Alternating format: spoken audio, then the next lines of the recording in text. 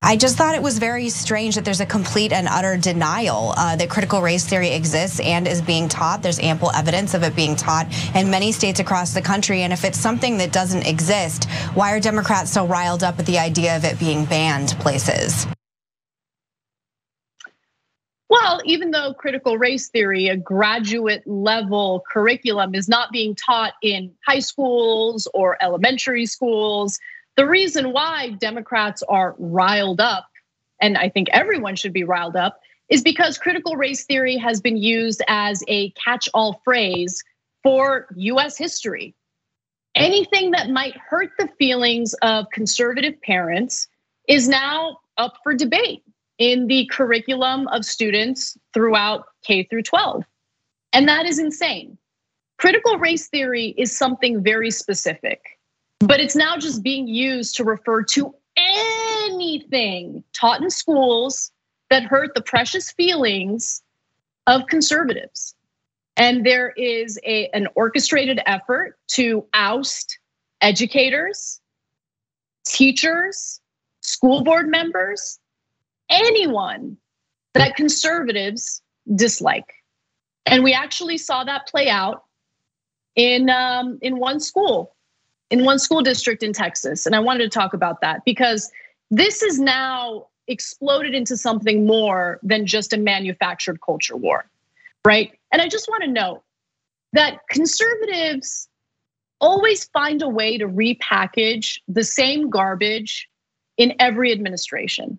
Because talking about manufactured issues is far better than allowing the American electorate to focus on the fact that the Republican Party has failed to provide any policy solutions for the very real economic anxiety that Americans are facing across the board, regardless of their political identity.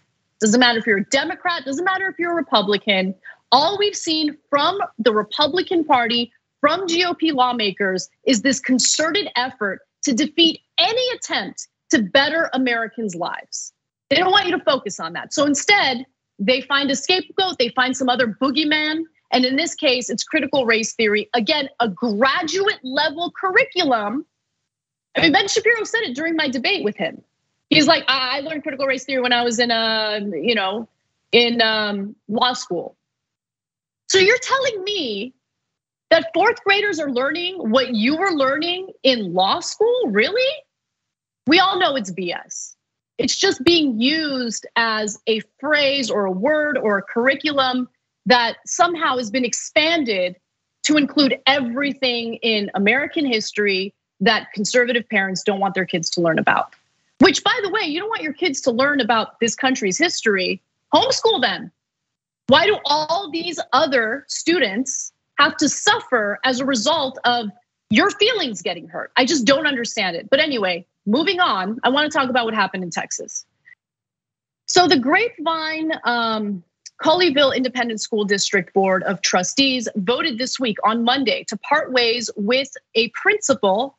His name is James Whitfield. He's a Black principal, by the way, who was suspended this year at the Colleyville Heritage High School in the Fort Worth area. The school board had voted in September not to renew his contract. Now, why? Well, parents accused him of pushing critical race theory, or CRT. But of course, there's no evidence that Colleyville Heritage High School or Whitfield taught critical race theory. Now, the trustees voted unanimously to vote against, they voted against renewing his contract. And when they got a little bit of heat, once this became a national headline, they started making up all these excuses. Like, no, it has nothing to do with critical race theory. No, we're just gonna make vague accusations of insubordination. We're gonna make some vague accusations of him deleting some emails that he shouldn't have deleted. We're gonna make some vague accusations of him refusing to comply with an investigation. What investigation? Give us some details. Now, I should also note that Whitfield was contacted by members of the group, right? The board of trustees, who wanted him to take down photos that he had posted of him and his wife on social media. He's Black, his wife is white. And he was like, I gotta take down pictures of me and my wife. Why? Oh, those pictures are kind of inappropriate considering you're a principal. Why are they inappropriate? No, this had to do with the accusation that he's teaching or allowing the critical race theory to be part of the curriculum in the high school that he was the principal of. Now, here's what the reality is with critical race theory for the Meghan McCains of the world who are just like so confused. I don't understand why it's a problem. Like if it doesn't exist, why is it a problem? Okay, well, here's why. Conservative organizations or organizers and parents have seized on the phrase, turning it into shorthand for a suite of lessons or programs that they say are un-American. By the way, that's totally subjective. Something that might be considered un-American to one parent might be very different for another parent. But nonetheless, let me continue. No, let me also note, as parents, you might be an expert in something else. But how about allow the educators who went through schooling and training and went through the process of getting credentialed to make the decisions about the curriculum?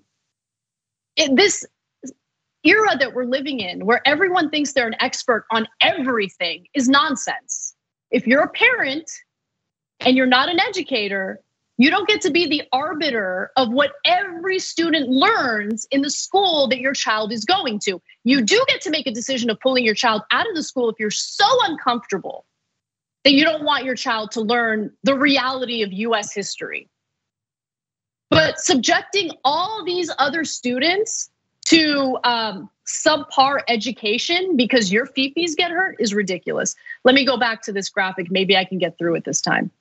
Conservative organizers and parents have seized on the phrase, turning it into shorthand for a suite of lessons or programs that they say are un-American, and that could make white students feel collective guilt, or Black students see themselves as helpless victims.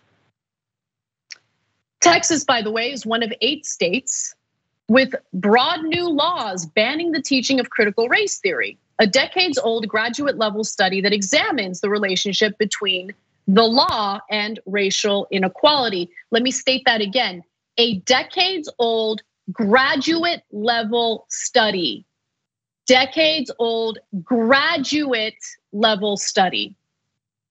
But conservatives see that and they're like, no, this is a Pokemon game, gotta catch them all. Anything we dislike is critical race theory. It's just so sad and pathetic, and a principal has lost his job as a result of this manufactured culture war. Absolutely manufactured nonsense that's funded by right-wingers, that's funded by Koch-backed organizations. I mean, you have people showing up to school board meetings whining about critical race theory when they don't even have kids, when they don't even have kids going to a school in that district. Just boggles the mind. Now, I want to go to this video of Whitfield because he was speaking to MSNBC about what he's experiencing. And I think that he shed some more light on the whole situation. Let's watch. It has been shocking, the events that have happened since July 26th school board meeting, where you had people calling essentially for my job. You had people, you mentioned this seems like somewhere far back in time, but here we are in 2021. You had people in the gallery yelling, fire him. And that behavior was tolerated and allowed. And here's the thing. People they've got this CRT Boogie Band that they've created.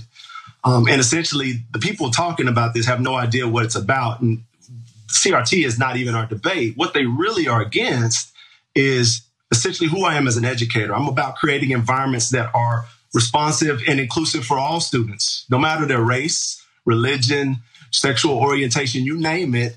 Every student that walks through that door, they are my babies and I love them.